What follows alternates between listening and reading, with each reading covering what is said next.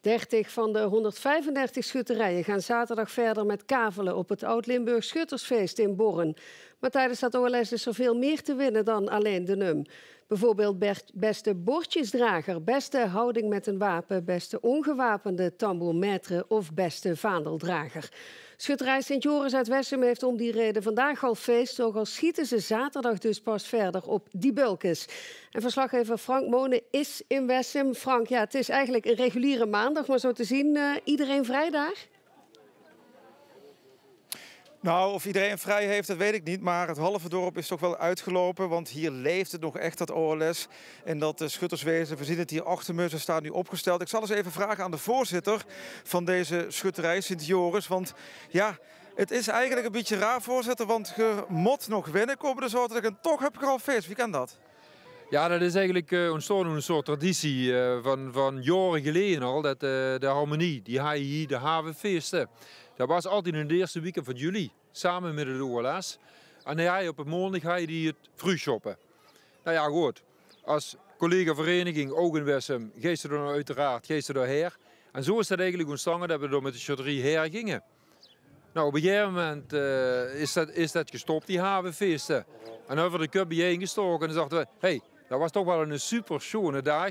Weet je wat, we horen dat in Heren. Weer trekken even goed een groontje als schutterie. Nou, prima, en dat doet je dus vandaag met de ganse schutterie. De commandant geeft zo meteen het sein eigenlijk gezet. Normaal de commandant, maar nu even niet. Wie zet dat? Nou, maar even niet te doen, hè. En dan moeten we de reservecommandant ook een rol geven.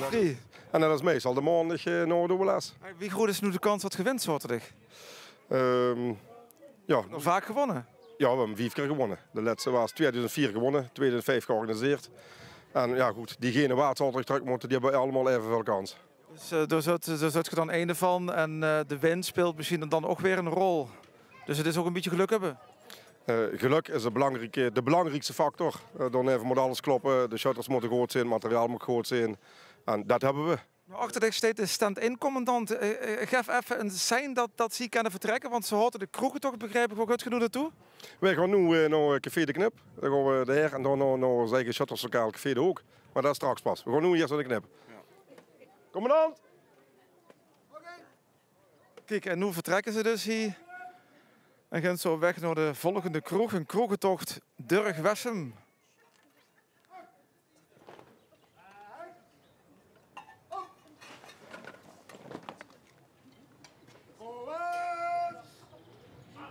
Ik vraag nog eventjes aan Uk, want je zit op vakantie, begreep ik, hè?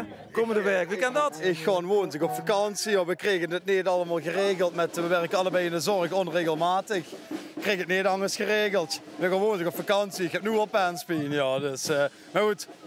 Het is een beetje gokken af en toe. Ja, het is we hopen dat het beste is. Maar we kregen het niet anders geregeld. Dus maar goed, als ze net zo slopen, ja, dan denk ik...